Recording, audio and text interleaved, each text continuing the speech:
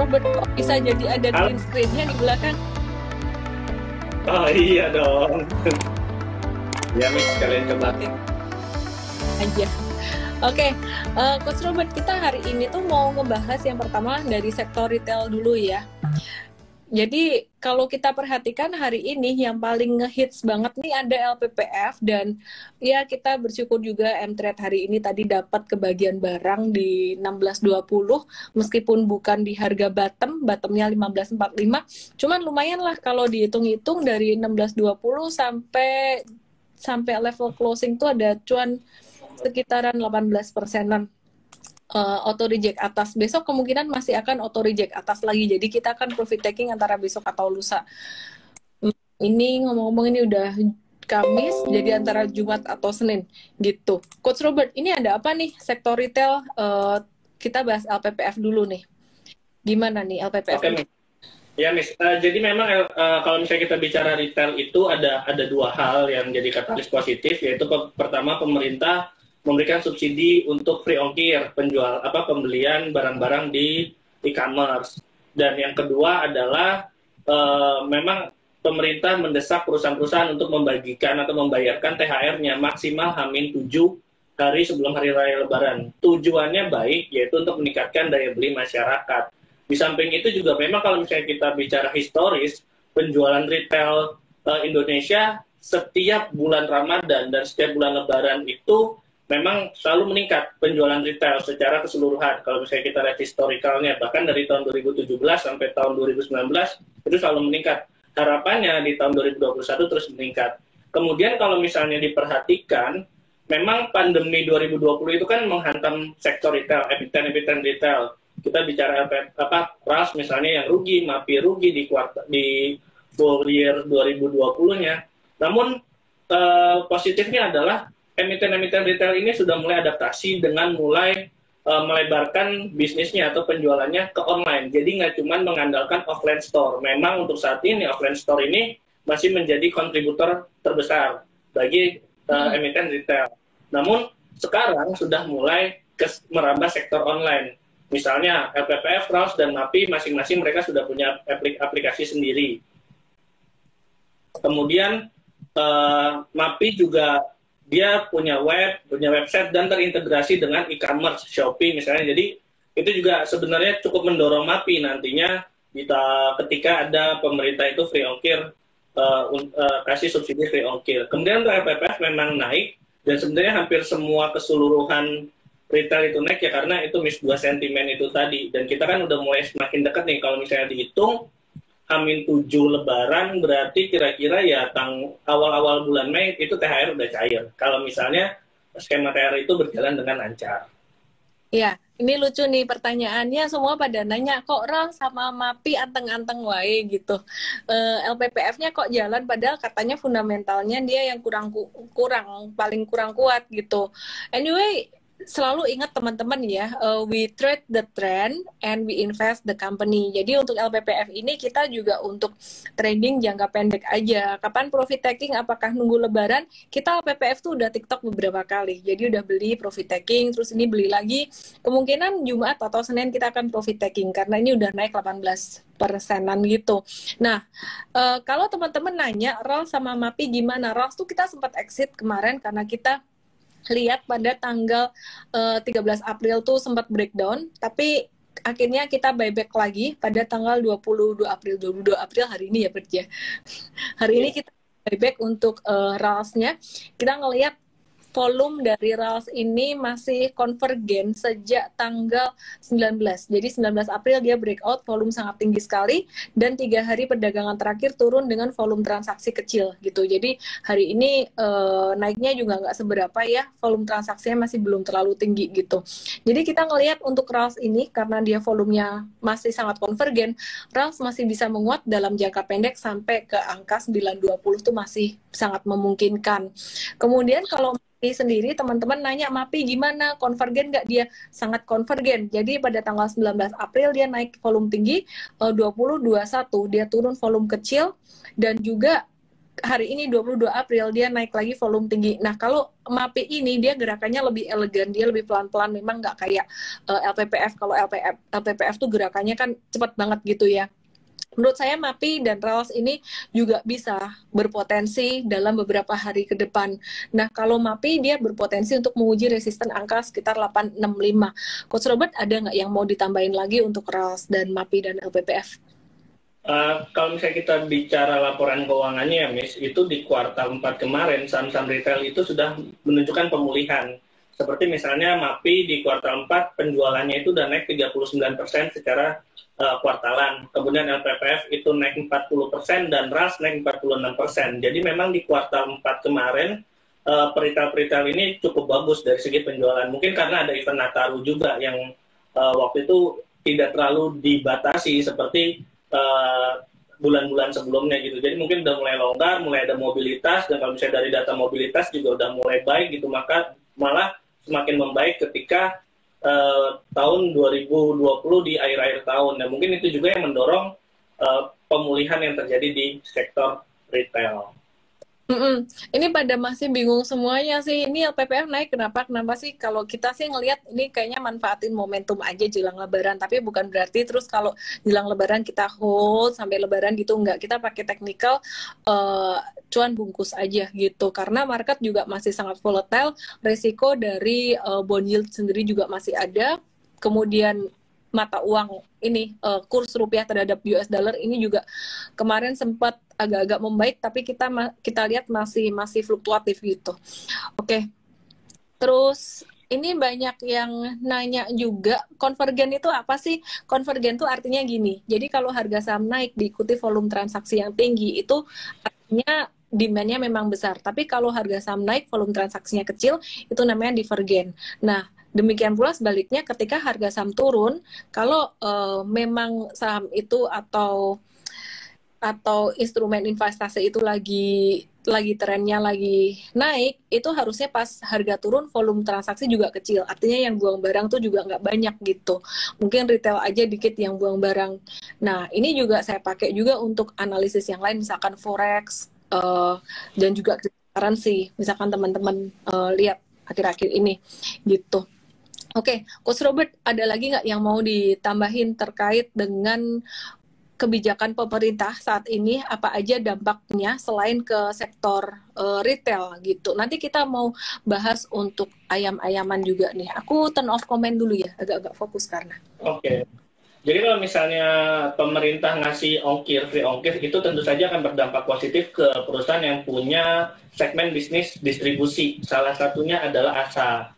ASA ini dia punya antar aja, dan itu dia cukup bagus juga kinerja keuangannya di tahun 2020, karena antar aja ini dia kontribusinya naik tinggi dari single digit itu di bawah 10% di tahun 2019 itu naik menjadi 25% kontribusinya terhadap penjualan total ASA. Dan memang ASA sendiri ini concern untuk mengembangkan bisnis dari distribusi tersebut dari antar aja ini. Kenapa? Karena memang di tahun 2020 pandemi cukup membuat ASA juga kan dia ada bisnis rental mobil juga, dan dia melihat peluang gitu. Dia melihat peluang di tahun 2020 belanja online ini makin banyak, dan memang di tahun 2020 itu sudah ada 196 juta jiwa orang Indonesia yang menggunakan internet, dan 55%-nya itu untuk belanja online. Jadi ASA itu melihat peluang itu, dan memang itu akan terus bertambah, sehingga memang ASA ini kemudian mulai fokus terhadap distribusi dari e-commerce, dan dia juga udah kerjasama dengan Bukalapak, dan memang untuk targetnya di tahun 2021 itu bisa mendeliver 140 sampai 150 juta package gitu dari tahun 2020 yang bahkan di bawah 100 jutaan gitu. Ya seperti itu nih kalau untuk ASA. Jadi memang cukup terdampak positif. Jadi kalau untuk ASA Adi Sarana Armada sendiri ya, ini juga sahamnya secara teknikal masih uptrend banget teman-teman. Supportnya saat ini kalau mau nawar agak pelit sih di level 201980 sampai 2000, saya buletin 2000 aja deh. Coach Robert, kalau untuk ASA sendiri, seingat saya laporan keuangan dia di kuartal 4 atau full year 2020 itu cukup bagus ya? Iya, Miss. Untuk ASA dia 2020 pendapatannya naik 30% secara year on year menjadi 3,03 triliun dan itu memang didorong oleh Under aja itu, Miss. Under aja itu dia naik 845% total pendapatannya.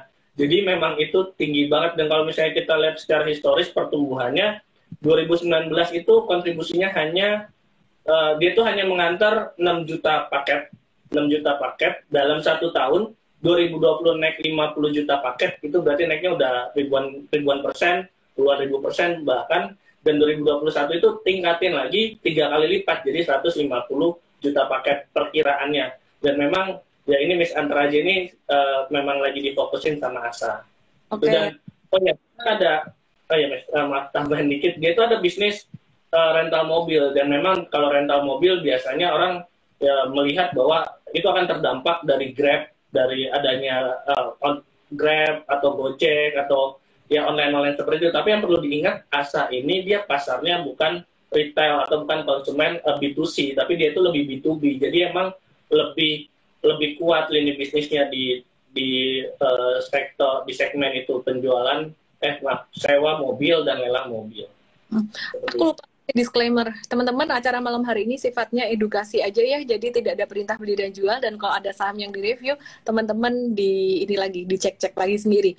Nah, untuk ASA sendiri secara fundamental sangat menarik, teknikal juga masih uptrend, supportnya di level 2000 kalau misalkan mau nawar, dan live malam hari ini cuma sampai jam 8.30 aja, karena saya lumayan sibuk hari ini, masih ada urusan lagi. Teman-teman, tapi saya pastikan untuk live malam hari ini meskipun singkat, tapi semoga juga padat gitu. Jadi selain saham-saham retail yang tadi masih berpotensi, meskipun teman-teman misalkan ketinggalan LPPF, RAS dan juga MAPI ini masih ada potensi gitu untuk buy on weakness. Nah, kemudian tadi kita juga ada bahas ASA, supportnya juga kita udah bahas.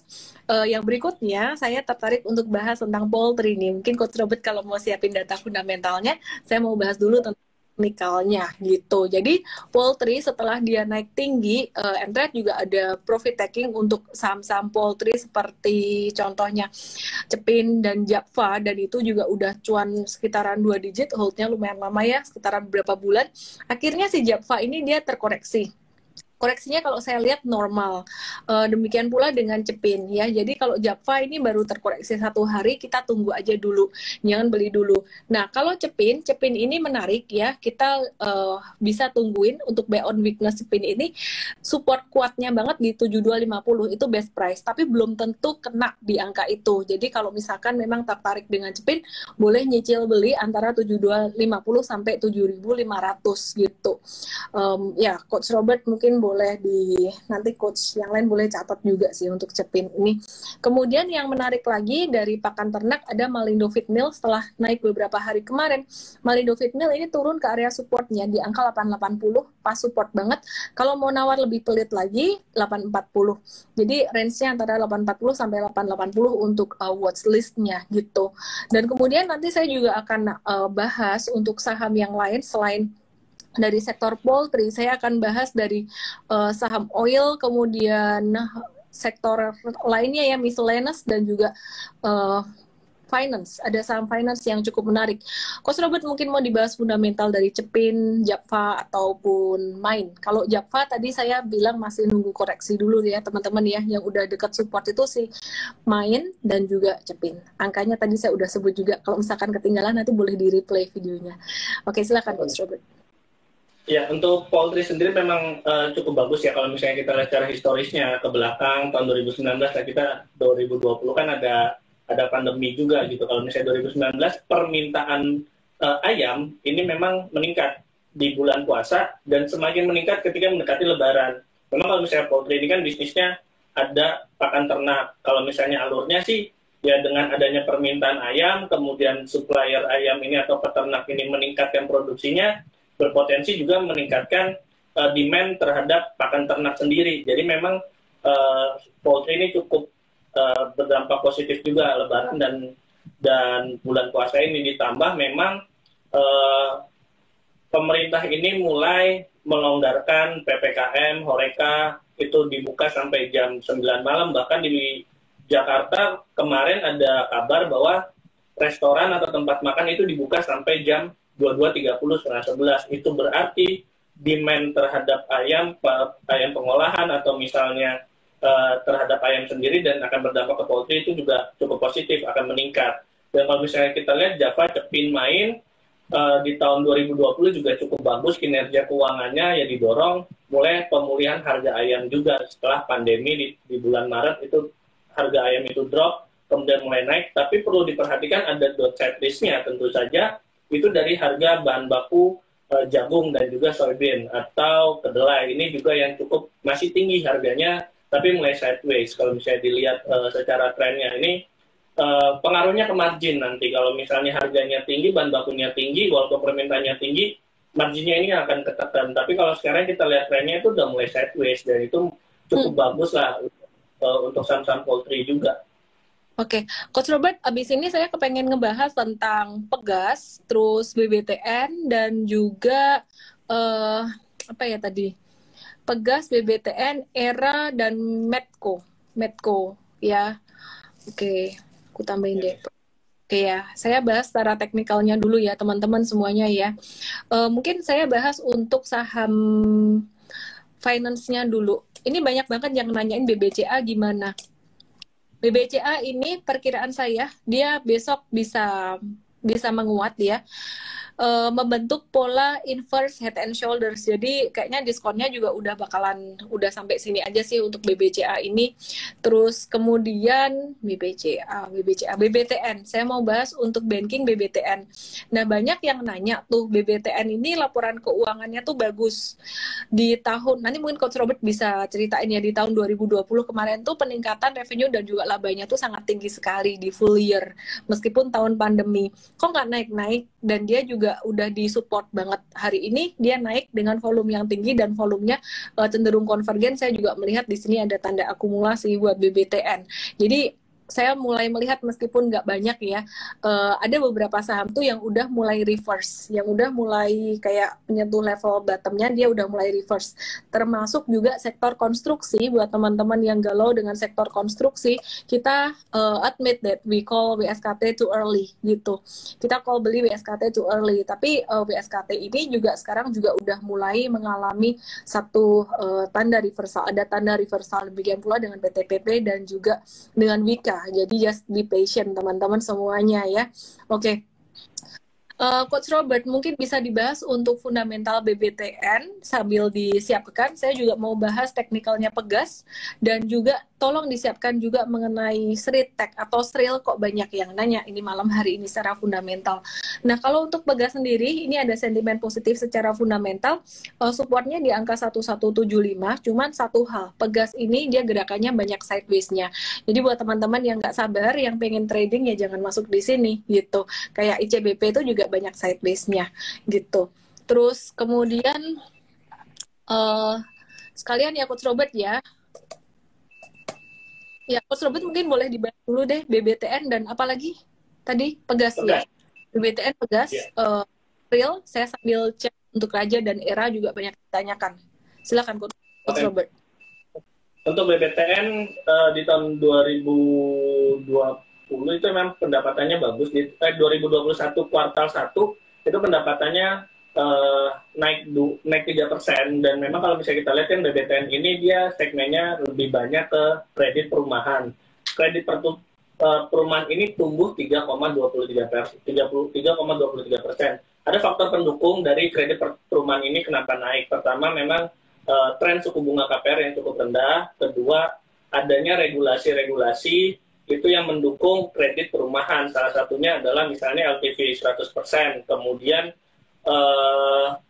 yaitu menjadi salah satu katalis positif juga untuk sektor perumahan yang itu bisa meningkatkan kredit perumahan juga. Dan kalau misalnya kita lihat BTN itu NPL-nya atau kredit macetnya, tingkat kredit macetnya itu masih sangat-sangat bagus, masih ada di posisi 1,94%. Jadi hal ini juga yang sebenarnya mendorong BTN fundamentalnya di kuartal 1 ini bisa dikatakan cukup baik. Kalau misalnya kita lihat juga penyaluran kreditnya juga naik 3,19%. Di kuartal 1 menjadi senilai 261 triliun, dan ini memang BBTN ini cukup bagus di kuartal 1 kinerjanya. Dan sebenarnya nggak cuma BTN aja, Miss. Tadi ada BCA juga yang rilis laporan kuartal 1 dari perbankan, itu juga cukup bagus, laba bersihnya naik 7%. Kemudian dari sisi pendapatannya itu naik 19%. Dan memang kalau misalnya kita lihat rasio kredit bermasalahnya atau NPL-nya itu terjaga di 1,8%. Memang naik dari tahun lalu, dari kuartal 4, cuman ya ini masih di bawah standar BI yang 5%. Nih. Jadi memang dua bank ini rilis laporan keuangan di kuartal 1 ini bisa dikatakan cukup bagus. Pegas gimana kalau Pegas? Kalau Pegas, Pegas kemarin ada, ya, Pegas ini kemarin ada beberapa sentimen yang sebenarnya cukup mendowngrade Pegas, yaitu pertama dari sengketa pajak, kedua dari pemerintah ini kan kasih subsidi kepada industri, 7 industri itu harga gasnya diturunin jadi $6 MBTU. Nah, ini yang cukup membuat margin Pegas ini turun, pertama, dan itu berdampak kepada pendapatan. Kedua, untuk pajaknya ini membuat si Pegas ini harus menyisakan dananya untuk provision atau untuk pencadangan untuk sengketa. Itu cukup membuat laba Pegas itu juga turun di tahun 2020. Namun kabar baiknya adalah Pegas ini pertama, sekarang ini sedang berusaha minta kompensasi ke pemerintah. Jadi Pegas ini nggak mau marginnya terus tertekan terus gitu. Dia ingin minta kompensasi ke pemerintah supaya pemerintah ini kasih subsidi juga ke Pegas. Jadi memang Pegas ini ya ibaratnya ingin menjaga marginnya. Kedua memang sengketa masih berlanjut. Ya kalau misalnya skenario-nya itu best skenario Pegas menang, berarti provisioning-nya nanti akan menjadi diakui di 2021 itu akan bagus gitu labanya, karena provisioning-nya itu akan menghilang gitu. Namun kalau misalnya worst case-nya adalah dia kalah, setidaknya dia sudah ada duit gitu di tahun 2020 yang dicadangkan, walaupun nanti mungkin masih ada tambahan duit lagi. Dan dia juga baru mengakuisisi juga, ada akuisisi dia divestasi juga, dan dia bisa dapat cash gitu dari divestasinya, dan itu untuk pengembangan, apalagi kalau misalnya kita sekarang industri bagus. Iya, banyak yang ngerti tuh divestasi apaan. Divestasi itu jual aset gitu aja sih gampangnya. Divestasi Saka Energi Indonesia ya, dia kira-kira bisa dapat duit berapa tuh dari divestasinya si Pegas ini? 200-an miliar USD kalau nggak salah, Miss. 2 miliar US dollar kayaknya ya, 2 US dollar ya. Iya, USD. Dan itu juga miliar. Divestasi atau penjualan aset ya untuk Saka Energi Indonesia ini bakalan ini dilirik oleh China ya, jadi mau dijual ke China kayaknya. Terus ini bisa memberikan kontribusi yang besar terhadap alokasi belanja atau Capex-nya Pegas untuk 33-48% dari total nilai belanja sih. Jadi kalau misalkan divestasi atau jual aset ini berjalan lancar, ini juga bisa nambahin arus kas Pegas gitu. Oke, Coach Robert, kita move ke ERAA yuk. Banyak yang nanyain juga tentang ERAA. ERA. Ya, Swasembada. Nah, kalau secara teknikal teman-teman, ERA ini aku ngelihat dia lagi membentuk pattern flag gitu, dan ini cakep banget sebenarnya patternnya. Dia breakout pada tanggal 14 April sampai 16 April kemarin, dan sejak 19 sampai sekarang nih dia lagi konsolidasi. Nah, pada masa konsolidasinya itu dia volumenya tuh kecil, pas breakout volume gede, jadi ini termasuk yang konvergen. Supportnya untuk ERA ini di angka 575, jadi kalau misalkan mau nawar sampai ke level support agak kejauhan juga gitu. Tapi kalau misalkan masuk sekarang ya ini sifatnya spekulatif. M-Trade ada masuk di 635 kemarin, dan memang itu spekulatif trading juga ya, kita ada kasih tahu resikonya lumayan gede, jadi kita masuknya 5% aja gitu secara money managementnya. ERA kalau dari sektor retail sendiri memang yang paling kuat, dan sejak masa pandemi dia paling nggak dirugikan gitu, justru malah diuntungkan. Kalau menurut Coach Robert gimana ngelihat ERA ini? Abis ini saya mau ngebahas Medco dan Elsa. Oke, Miss. Untuk ERA di 2020 kinerjanya bisa dibilang bagus ya, Miss, dibanding retail yang lain. Kenapa? Karena pertama dari labanya itu naik 42% year on year, dan Kalau secara kuartalan bahkan naik 66% gitu. Dan kalau misalnya penjualan dia juga naik 4% year on year dan secara kuartalan naik 26%. Ada beberapa faktor yang menyebabkan penjualan Era itu meningkat. Faktor yang paling utama dan paling berpengaruh terhadap Era adalah pemberlakuan IMEI. Jadi kalau misalnya IMEI ini kemarin kan diberlakukan di tahun 2020, itu mengurangi handphone-handphone ilegal. Jadi mereka pasar-pasar ilegal yang berkurang, konsumen jadinya beli ke Era, misalnya lebih ke handphone-handphone original. Kemudian juga memang kebutuhan terhadap gadget ini kan juga meningkat, ada WFH, kemudian ada kuliah online, ada sekolah online, ini juga menyebabkan permintaan cukup meningkat. Dan memang kalau misalnya kita lihat secara numbers juga, ini cash conversion cycle-nya atau konversi cash dari penjualan itu turun dari 34 hari dari 38 hari menjadi 34 hari. Jadi kalau misalnya kita bicara conversion cycle, itu semakin turun semakin baik. Artinya dia semakin cepat mendapatkan cash untuk Era sendiri. Kemudian Era juga mulai ekspansi online, jadi penjualannya itu nggak hanya bergantung di store offline, tapi dia juga mulai penjualan online. Ini juga yang cukup mendorong Era juga untuk bertumbuh di tahun 2020. Ada Mas Daru. Hai Mas Daru. Oke. Coach Robert, kita kayaknya mesti bahas Sril deh. Banyak yang nanyain Sril. Sril kenapa turun terus? Ya Miss, kalau untuk Sril kan dia dari Fitch Rating kemarin dia ada diturunin juga utangnya, karena memang utangnya Sril kan kemarin cukup besar. Kemudian dari Fitch Rating juga dia turunin lagi rating utang dari Sril. Kemudian memang kalau misalnya Sril ini kan lebih ke ekspor, masih ketidakpastian penjualan Sril keluar, karena di luar ini di Eropa bolak-balik lockdown, terus dibuka, lockdown, dibuka. Nah ini juga yang menghambat pengiriman atau bisa berpotensi menghambat penjualan Sril ekspor. Kalau misalnya dilihat sih kontribusi ekspor itu sangat gede untuk Sril, dan ini juga memang berpengaruh sekali. Di sisi lain memang Sril kemarin sudah mulai diversifikasi ke membuat APD, cuma kan itu kontribusinya kecil. Kontribusi terbesar dia masih penjualan baju gitu, uniform untuk tentara gitu. Dan ya masalah ekspor masih ditutup, masih ada restrik. Kemudian juga kemarin masalah utang juga, itu yang membuat Sril juga turun. Ya, jadi kayaknya sih lebih ke masalah ini sih, risiko dari solvability sih. Solvability itu tingkat hutangnya cukup lumayan gede. Kita juga sementara ini exit dulu sih untuk Sril.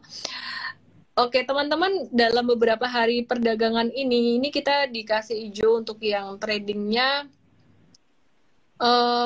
Dari tanggal 16 April ada jualan Sido muncul, ada profit taking Sido, kemudian LPPF cuannya sekitar 7-8%, terus Doit, WIM, SIMP, CPO short term kita exit dulu SIMP. Kenapa? Karena kita ngelihat akan ada fluktuasi jangka pendek. Jadi memang CPO masih bakalan naik, tapi short term pasti ada fluktuasi. Dan kita tradingnya sekarang jangka pendek dulu aja, cuan bungkus kayak LPPF itu juga kita bakalan cuan bungkus. Kenapa? Karena kita ngelihat sekali lagi back to the big picture, IHSG itu masih rawan banget dengan fluktuasi dari bond yield. Terus kemudian hari ini kita ada pembatasan resiko untuk saham Wood. Kita lagi hold LPPF ya, kemungkinan 1-2 hari atau 3 hari kita nggak tahu, pokoknya kita follow aja tren pendeknya dia naik sampai kapan gitu, sampai kita ngelihat candlenya udah mulai ada tanda reversal kita akan profit taking. Kemudian RALS MAPI masih potensial. Kemudian kita lihat juga untuk saham-saham poultry itu bisa masuk watchlist juga, kita bisa tungguin di area-area support.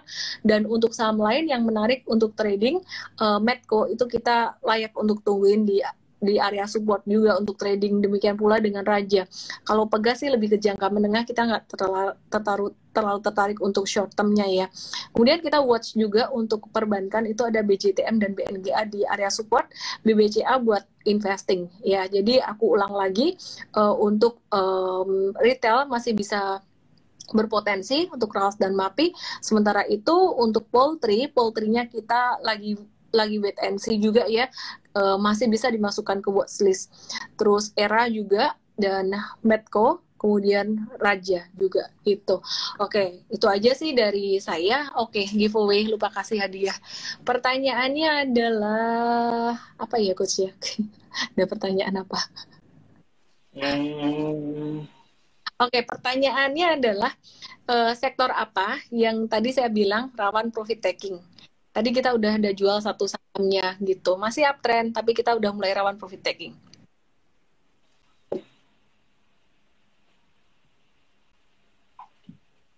Kripto, mau dibahas kripto besok aja ya.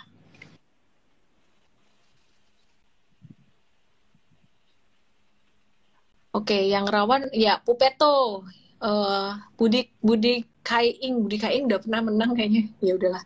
Oke, satu lagi. Loh kalau retail kan malah kita masih bisa watch poultry, masih bisa watch yang agak rawan profit taking jangka pendek itu CPO, Aristia QT, yang Nanda.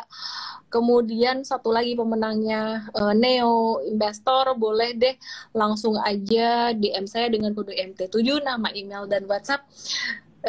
Kalau saya lihat market udah mulai agak-agak recovery, tapi belum waktunya euforia. Trust no one in the capital market, dan semua yang saya sampaikan di sini sifatnya informasi. Teman-teman, pelajari baik-baik, dan pengambilan keputusan sebaiknya berdasarkan pertimbangan masing-masing juga.